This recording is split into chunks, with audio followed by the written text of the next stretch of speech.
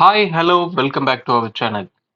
நேற்று பார்த்தீங்கன்னா மார்க்கெட் 300 பாயிண்ட்டுக்கு மேலே கேப் டவுன் ஆனவன் தொடர்ந்து கண்டினியூ பண்ணி கீழே போகலை, மேலேயும் வரலை, ஒரு சைட்வேஸ் உள்ளவே முடிச்சிட்டான்.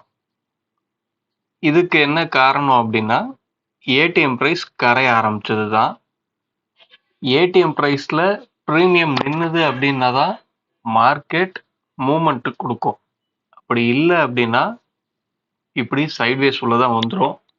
முந்தா நாள் பார்த்தீங்கன்னா ஏடிஎம் ப்ரைஸ், அதாவது வியாழக்கிழமை புதன்கிழமை க்ளோஸ் ப்ரைஸில் பார்த்தீங்கன்னா கிட்டத்தட்ட 72 ரூபா அந்த ரேஞ்சில் இருந்திருக்கும். காலையில் ஓப்பன் பண்ணும்போது 90 ரூபா வரையும் போயிருந்தான். அந்த 90 ரூபாயை ஏன் போயிருந்தான்னா ஆல்ரெடி 300 பாயிண்ட்டுக்கு கீழே வந்துட்டான். கீழே வந்துட்டனால 90 ரூபா வரையும் வந்திருந்தது. அது 90 ரூபா 95 ரூபா அப்படின்னு சொல்லி 100 ரூபா அப்படின்னு அதுக்கு மேலேயே சஸ்டெயின் ஆயிருந்தது அப்படின்னா உங்களுக்கு மார்க்கெட் தொடர்ந்து கீழேயும் போயிருந்திருக்கலாம், இல்லை ரெக்கவர் ஆகி மேலேயும் தொடர்ந்து கண்டினியூஸாக வந்திருக்கலாம். ஆனால் இங்கே ரெண்டுமே நடக்கலை. அதுக்கு என்ன காரணம் அப்படின்னா ஒரு 9:30 மணிக்கெல்லாமே ப்ரீமியம் நேற்று முந்தின நாளோட க்ளோஸ் ப்ரைஸில் இருந்த ப்ரீமியத்தை விட கம்மி ஆயிடுச்சு. 72 ரூபாய்க்கு கீழே போயிடுச்சு. 72 ரூபாய்க்கு கீழே போய் ப்ரீமியம் கொஞ்சம் கொஞ்சமாக கரைய ஆரம்பிச்சதுக்கு அப்புறம் தான் உங்களுக்கு மார்க்கெட்ல மூவ்மெண்ட்டே இல்லாம சைட்வேஸ் உள்ள போயிடுச்சு.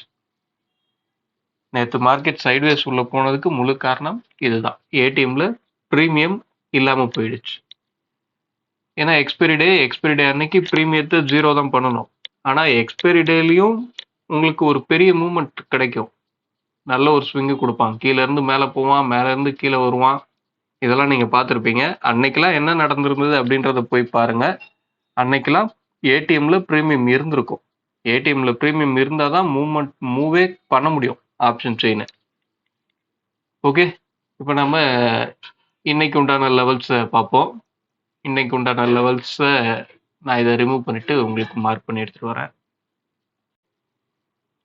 ஓகே, லெவல்ஸ் மார்க் பண்ணியாச்சு. இன்னைக்கு உண்டான லெவல்ஸ் அப்படின்னு பார்த்தீங்க அப்படின்னா 24,181, 24,093, 23,911, 23,818. இதுதான் இன்னைக்கு உண்டான லெவல்ஸ். நம்மளோட R2ல தான் லாஸ்ட் வீக்கோட லோவும் இருக்கு. என்ன நடக்குது அப்படின்னு பார்ப்போம். மார்க்கெட் லாஸ்ட் வீக்கோட லோவுக்கு கீழே தான் இருக்கு. அப்படின்னா அடுத்து மார்க்கெட் எங்க போறதுக்கு வாய்ப்பு, டவுன் சைடில் கண்டினியூ பண்ணி போகணும் அப்படின்னா லாஸ்ட் மந்தோட லோ 23,263 இருக்கு. இங்க இருந்து பாத்தீங்கன்னா மார்க்கெட் இப்ப இருக்கிற இடத்துல இருந்து கிட்டத்தட்ட ஒரு 600 பாயிண்ட் பக்கம் இருக்கு. என்ன பண்றான் அப்படின்றத பார்ப்போம். ஓகே, இது ஸ்பாட்டுக்கு உண்டான லெவல்ஸ். வழக்கம் போல நம்ம சொல்றது தான். ப்ரீமியத்துக்கு உண்டான லெவல்ஸ் நம்மளோட ஃப்ரீ டெலகிராம் சேனல்ல நம்ம டெய்லியுமே ஷேர் பண்றோம் எஜுகேஷனல் பர்பஸ்க்காக. விருப்பம் உள்ளவர்கள் அங்க சேனலை ஃபாலோ பண்ணி அங்க இருக்கிற லெவல்ஸை நீங்க சார்ட்ல மார்க் பண்ணி எந்தெந்த லெவல்ஸ் எங்கெங்க எப்படி எப்படி ரெஸ்பாண்ட் ஆகுது அப்படின்றத புரிஞ்சுக்கோங்க. நீங்க ப்ரீமியத்துல மார்க் பண்ண வேண்டிய லெவல்ஸே அதுதான். மார்க்கெட் கரெக்டான ஸ்ட்ரைக்கை நீங்க எடுத்தீங்கன்னா நாம கொடுக்குற லெவல்ஸ் தான் அந்த ஸ்ட்ரைக்குக்கு லோவா இருக்கும். அதுக்கு நீங்க கரெக்டான ஸ்ட்ரைக்கை சூஸ் பண்ணணும். கரெக்டான ஸ்ட்ரைக்கை சூஸ் பண்றதுக்கு மார்க்கெட்டை ரெகுலரா ஃபாலோ பண்ணணும். ரெகுலரா அப்படின்றது ஸ்பாட்ல கிடையாது, ஆப்ஷன்ஸ் ப்ரீமியத்துல ரெகுலரா ஃபாலோ பண்ணணும்.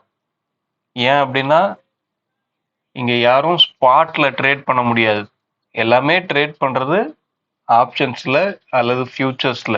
நீங்க எந்த ஸ்கிரிப்டை எதுல ட்ரேட் பண்றீங்களோ அதுல இருக்க டேட்டாவை நீங்க ஃபாலோ பண்ணிக்கிட்டே வந்தீங்க அப்படின்னா தான் அந்த ஸ்கிரிப்ட் என்ன சொல்லுது, அந்த ஸ்கிரிப்ட்ல எந்த இடத்துல நம்மளுக்கு போனா வாய்ப்பு இருக்கு, எந்த இடத்துல வாய்ப்பே இல்லை, எந்த இடத்துல ரிஸ்க் எடுக்கலாம் எடுக்கக்கூடாது இப்படின்ற விஷயம்லாம் உங்களுக்கு அந்த ஸ்கிரிப்டை தொடர்ந்து நீங்க ஃபாலோ பண்ணீங்க அப்படின்னா தான் உங்களுக்கு தெரிய வரும். ஓகே, அடுத்த வீடியோவில் சந்திப்போம். தேங்க்யூ, பாய்.